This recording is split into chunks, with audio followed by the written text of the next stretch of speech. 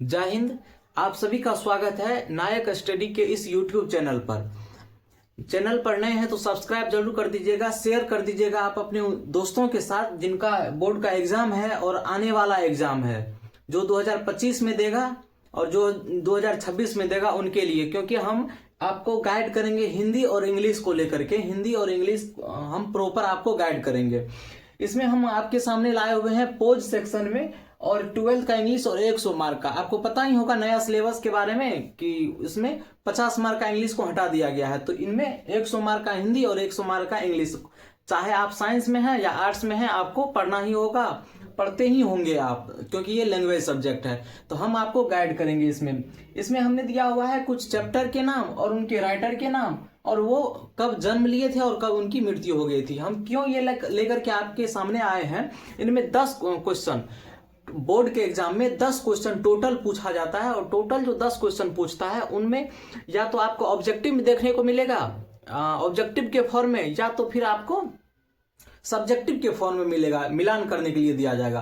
अगर 5 को देगा पोज और पोएट्री सेक्शन से, 5 को अगर देगा और 5 को देगा कि ट्रांसलेशन बनाने के लिए। अगर 5 में आप ट्रांसलेशन या तो ट्रांसलेशन बनाइए या तो आप इनको मिलान कर दीजिए, तो ये आसान होता है। क्यों आसान होता है, इसमें कारण क्या है बता देते हैं। क्योंकि यहाँ पर चैप्टर का नाम दिया रहता है और उसके जस्ट सामने में थोड़ा उल्टा पुल्टा करके राइटर का भी नाम दिया रहता है। तो आपको सिर्फ अमूमन लकड़ी खींचना है किसका किससे मिलता है, तो ये आसान होता है बच्चों के लिए। अगर वही ट्रांसलेशन बनाने के लिए जब आप जाइएगा तो वहां पर कहीं अगर दिस दैट छूट गया या कहीं कोई रूल्स, अगर टेंस का ट्रांसलेशन दे दिया टेंस में और कहीं रूल्स छूट गया तो फिर आपका वहां पर टोटल सॉलिड नंबर कट जाता है। तो इसलिए बच्चों का प्रीफर, हर टीचर का प्रीफर होता है कि आप इनको करें, ट्रांसलेशन को छोड़ ही दें। तो हम आपको बताएंगे कि इनके बारे में और इनको याद करने के बारे में। फिर हम आपको बताएंगे कि ग्रामर के सेक्शन में, ये तो बुक का सेक्शन हो गया।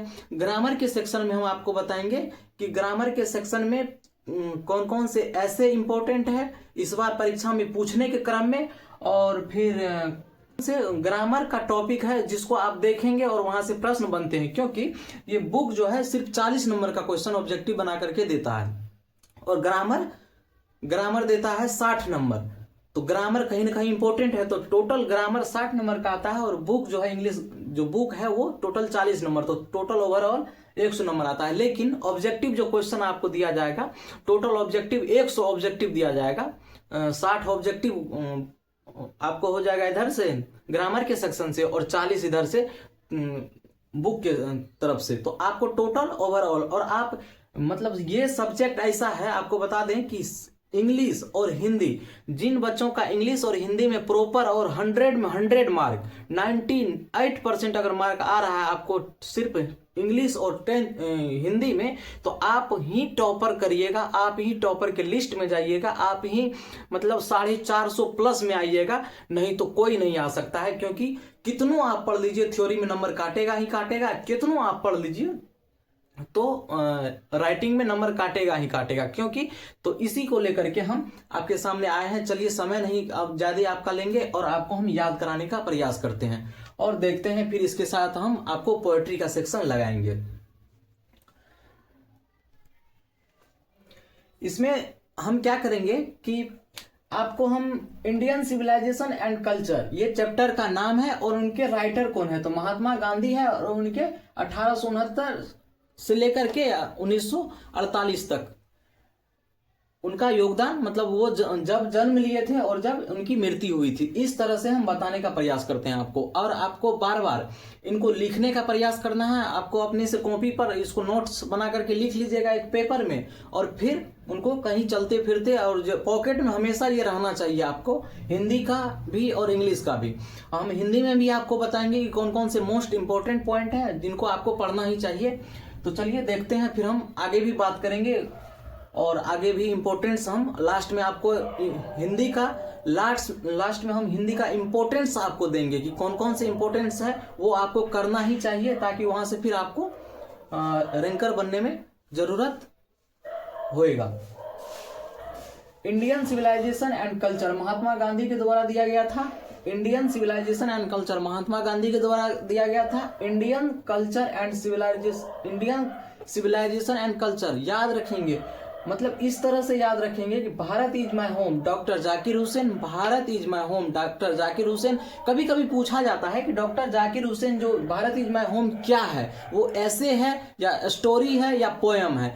तो आपको ध्यान रखना होगा कि ये भारत इज माय होम जो था, ये डॉक्टर साहब जो जाकिर हुसैन डॉक्टर साहब जो थे वो ओथ लिए थे, मतलब शपथ ग्रहण किए थे। तो ये एक ऐसे है, ये ऐसे है, तो ये पूछा जाता है। इन बातों को भी आप ध्यान में रखेंगे। I have a dream, I have a dream, Martin Luther King, ये junior, Martin Luther King junior था, जो कि 1929 से इनका योगदान 1968 तक, मतलब ये जन्म लिए थे 1929 में और 68 में इनकी मृत्यु हो गई थी। फिर है यहाँ पर ये बीच में छूट गया था, ए पिंच ऑफ स्नफ, मनोहर माल गोनकर, मनोहर माल गोनकर 1913 में यहाँ हमको डेट इनका कंफर्म याद नहीं है, इनकी मृत्यु कब हुई थी, आप इनको खोज लीजिएगा। Idea that have help Mankind, ये रसल के द्वारा, बर्टन रसेल के द्वारा किया गया था। और आर्टिस्ट स्नेहा नोया के द्वारा। द आर्टिस्ट, याद रखेंगे, द आर्टिस्ट छोटा नाम है। बच्चे क्या करता है इनमें कि द आर्टिस्ट छोटा सा नाम और फिर पोएम सेक्शन में भी छोटा छोटा नाम है, तो इनको लोग समझ जाता है कि वहां पर, तो आप ध्यान में रखिएगा। द आर्टिस्ट स्नेहा नोया, ये 1883 से 1971 तक, 1883 से 71 तक।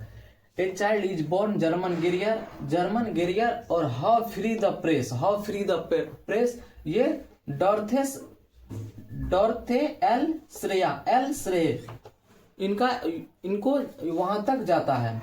फिर आता है द अर्थ का सेक्शन, द अर्थ का सेक्शन आता है यहां से, और द अर्थ में आता है HE बीट्स, द अर्थ में आता है HE बीट्स, द अर्थ में आता है HE बीट्स। ये 1905 से 1974 तक, 1905 से 1974 तक, तो ये द अर्थ HE बीट्स 1905 से 1974 तक यहाँ पर ऑप्शन आता है। तो आप इनको देखने का प्रयास करिए कि ये बोर्ड एग्जाम में ये महत्वपूर्ण क्वेश्चन, हम बार बार कह रहे हैं आपको, ये लिखना है, आपको कॉपी पर लिख लेना है और इनको आप अपने पॉकेट में हमेशा इनको रखेंगे। क्यों पॉकेट में रखेंगे? क्योंकि यहां से 10 क्वेश्चन बनता है और आगे जो हम बताएंगे फिर उससे 5 क्वेश्चन बनता है, तो 15 क्वेश्चन ओवरऑल।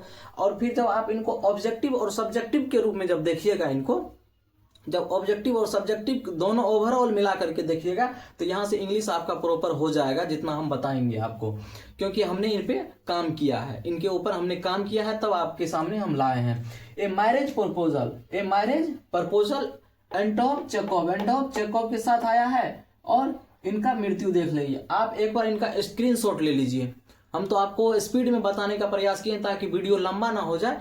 आप एक बार इनका स्क्रीनशॉट ले लीजिए, हम साइड हो जाते हैं, और इनको आप लिख लीजिए कॉपी पर लिख करके। फिर हम यहाँ पर आपको पोएम सेक्शन लगाते हैं और पोएम सेक्शन का भी आप स्क्रीनशॉट लेकर के लिख लीजिएगा। उसके बाद फिर हम आपसे आगे बात करते हैं। हम अगला स्लाइड में आपको लगाते हैं पोएम का सेक्शन। स्लाइड में हम पोएम सेक्शन की बात करेंगे और पोएम सेक्शन में जो है हम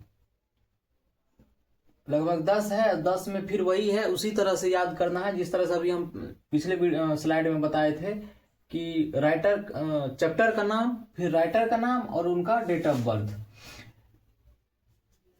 एक बात इसमें मोस्ट इंपोर्टेंट क्या है कि पोएम सेक्शन से ज्यादा पूछता है, पोएम सेक्शन से ज्यादा पूछता है, तो थोड़ा सा इन पे ज्यादा जोर देना है। और उधर जो है इंडियन सिविलाइजेशन एंड कल्चर को और जाकिर हुसैन का जो ओथ था भारत इज माय होम, वो 2 क्वेश्चन, 2 चैप्टर भी बड़ा है और 2 चैप्टर से ऑब्जेक्टिव भी और सब्जेक्टिव भी बढ़िया बनता है, तो याद रखिएगा इनको। अब फिर हम आगे बताएंगे आपको ग्रामर में किन किन टॉपिक को ग्रामर में आपको पढ़ना है और उनसे ऑब्जेक्टिव क्वेश्चन आते हैं मोस्ट इंपोर्टेंट, मतलब जिनका वेटेज ज्यादा है। ग्रामर में हम 4 से 5 मतलब चैप्टर है, जो 4 से 5 चैप्टर जिनका वेटेज ज्यादा है, तो हम उनका भी जिक्र करेंगे, किनको पढ़ना चाहिए और फिर किनको नहीं पढ़ना चाहिए, मतलब किनको थोड़ा सा ध्यान देना है, किनको ज्यादा देना है ध्यान। तो चलिए इसमें फिर हम आपको याद कराते हैं। इन पे हम थोड़ा सा ज्यादा जोर देंगे पढ़ाने का। क्यों? क्योंकि इनसे ज्यादा प्रश्न आता है, मतलब पोएम सेक्शन से थोड़ा ज्यादा पूछा जाता है। देखिए, sweetest love I do not go, sweetest love I do not go, John Donne लिखा था। कौन लिखा था? John Donne. इनका डेट ऑफ बर्थ है 1572 में, 1572 में, और इनकी मृत्यु हो गई थी 1631 में। 1572 में और 1631 में इनकी मृत्यु हो गई थी। तो इनको कैसे याद करेंगे? Sweetest love I do not go, writer John Donne, writer John Donne. Date of birth आप याद रखेंगे उनको। Song of myself, song of myself, Walt, song of Walt Whitman, Walt Whitman, song of myself, Walt Whitman. इनका date of birth 1819 से लेकर के और 1892 तक, 1892 तक, 92।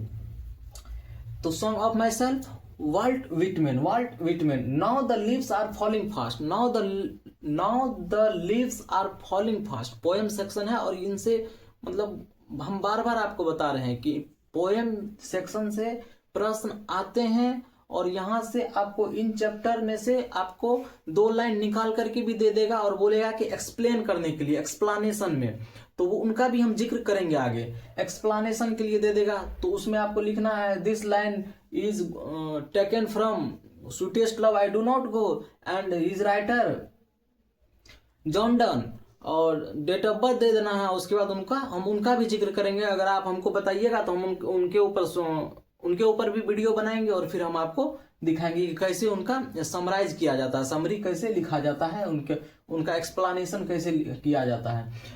To autumn, John Keats, John Donne. याद रखेंगे इनको, अकबकाना नहीं है, इसमें मिलाना नहीं है कि जॉन कीट्स था कि जॉन डन था। तो उनको तो ऑटम जॉन डन 1795 से 1821।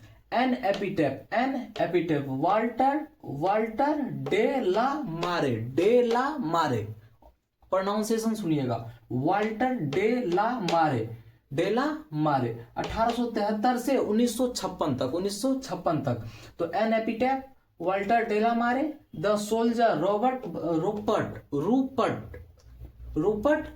रूपर्ट ब्रुक 1887 से लेकर के 1915 तक। हाँ, मैकेविटी द मिस्ट्री कैट, ये भी बहुत इंपॉर्टेंट चैप्टर है। मैकेविटी द मिस्ट्री कैट का जो इसमें कारनामा है, अगर आप कहानी पढ़े होंगे तो याद होगा आपको, समराइज अगर याद होगा तो। मैकेविटी द मिस्ट्री कैट बड़ा मतलब शातिर बिल्ली थी। T S. Eliot. Macavity the mystery cat कौन लिखा था? टी.एस. इलियट। 1888 से लेकर के 1965 तक। मैकेविटी द मिस्ट्री कैट 1965 तक। फायर हाइमेन, के की एन दारू वाला 1937 में इसकी जन्म हुई थी। मृत्यु कब हुई है इनकी, आप एक बार चेक कर लीजिएगा मृत्यु इनकी, के की एन दारू वाला।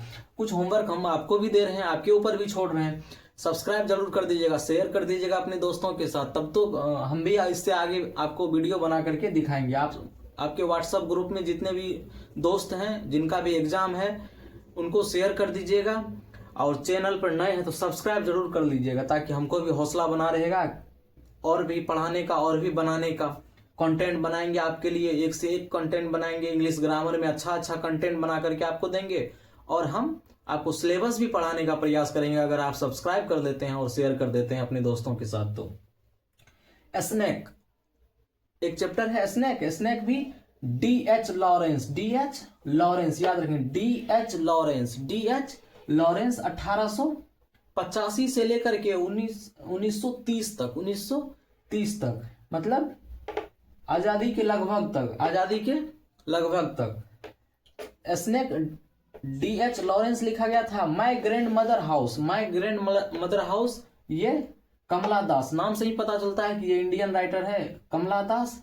और 1934 से लेकर के 2009 तक, 2009 हाल फिलहाल में मरी है, मतलब कमला दास। लाइक और शेयर और सब्सक्राइब जरूर कर दीजिएगा, शेयर कर दीजिएगा। उसके बाद हम जो अभी आपको बताएंगे, अभी जो मतलब हम लिखेंगे, तो उस पर हम आपको बताएंगे कि कौन कौन से टॉपिक करना है।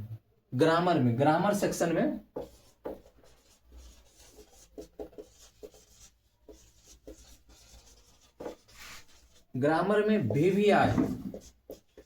वीवीआई हम मोस्ट इंपोर्टेंट अभी आपको बताएंगे। वीवीआई मोस्ट इंपोर्टेंट हम ग्रामर अभी आपको बताएंगे। उस मोस्ट इंपोर्टेंट में आपको उतना करना है, किसी भी हर हाल में उतना करना है। अभी आप इधर उधर छोड़ दीजिए, पहले आप हिंदी और इंग्लिश को एक बार कवर कर लीजिए, क्योंकि ये आपका स्कोर बढ़ाएगा। क्योंकि फिजिक्स में अगर मान के चलिए आपको 80 या 82 आ रहा है, तो आपको ये इंग्लिश 95 लाना है, तब आप जाकर के 450 प्लस लाइएगा। 450 प्लस से ऊपर 470 480 तक में जाकर के आप, और अच्छे रैंक होता है। लोग मतलब कहने के लिए होता था, हम लोग भी नहीं जानते थे पहले, हम लोग को भी कहता था कि 9 10th 11 12 का मार्कशीट से क्या कर लेगा। अरे भाई, जनरल के फील्ड में आकर के देखो, बहुत वैकेंसी है 9 10th के जॉब, सरकारी जॉब। 10th का हम लोग को बताया जाता था 10th का मार्कशीट क्या करेगा, सिर्फ आधार कार्ड बनने के काम आता है। 18 साल पूरे का 10th के बेसिस पे वैकेंसी आने लगता है। पोस्ट ऑफिस विभाग ऐसा है जो बिना एग्जाम का 18 साल पे 10th के मार्कशीट के आधार पर, मार्क के आधार पर जॉब मिलता है। तो पढ़िए मन से और शेयर कर दीजिए अपने दोस्तों के साथ। ये सब बेसिक है, जो 9 10th 11 12 जो पढ़ लिया वही समझिए बचे हुए जिंदगी में, मतलब बचे हुए कम उम्र में सरकारी जॉब ले पा रहा है। और बिहार में तो सरकारी जॉब का मारामारी आप देख ही पा रहे हैं। इसके बाद हम अभी आपको बता रहे हैं कि कौन कौन से पार्ट आपको पढ़ना है।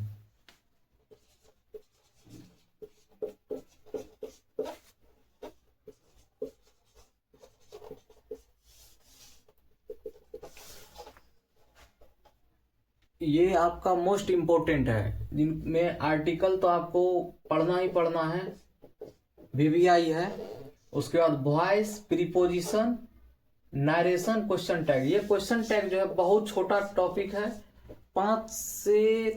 4 से 5 मिनट में क्वेश्चन टैग आपका निपट जाएगा। छोटा पोर्शन है, लेकिन क्वेश्चन यहां से आते हैं, क्वेश्चन यहां से बनता है, और हर साल बनता है। तो क्वेश्चन टैग बहुत छोटा है, और आप क्वेश्चन टैग को तो मतलब 2 से 4 मिनट 5 मिनट में निपटा दीजिएगा। बाद बाकी preposition, on it, was where नहीं, ऑन इट, ओवर, एबव, ये सब यहां से इंपॉर्टेंट है। और वॉइस, एक्टिव और पैसिव ध्यान रखिएगा, एक्टिव पैसिव, सब्जेक्ट एग्रीमेंट में, और थोड़ा सा एक्सप्लानेशन। हाँ,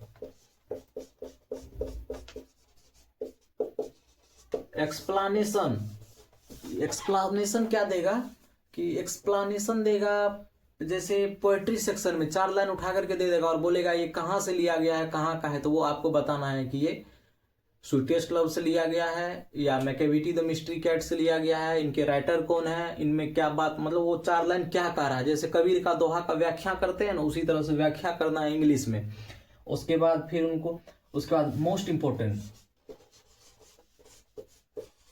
लेटर और एप्लीकेशन।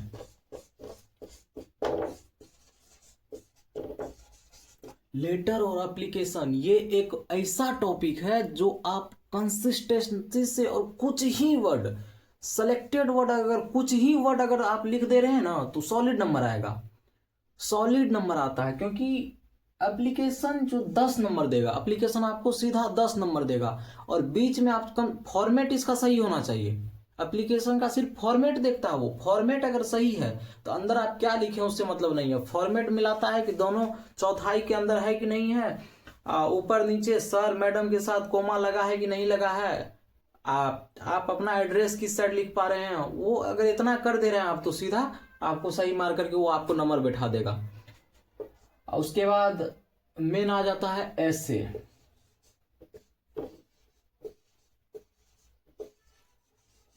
मेन है ऐसे। ऐसे क्या आएगा, ऐसे में आपको जैसे आएगा, आप लिख लीजिए 2-4 ऐसे, हम बता देते हैं आपको जो इम्पोर्टेंट है, जो हर साल आता है। डिसिप्लिन एक ऐसा ऐसे पॉइंट है, डिसिप्लिन पॉइंट ऐसा है जो हर मतलब साल देता है। डिसिप्लिन, पोल्यूशन, करप्शन, उसके बाद फेवरेट गेम, स्पोर्ट जिसको बोलते हैं स्पोर्ट्स, ये सब जो है वो आपको प्रत्येक साल देता है। तो ओवरऑल इंग्लिश में बस इतना ही काम करना है।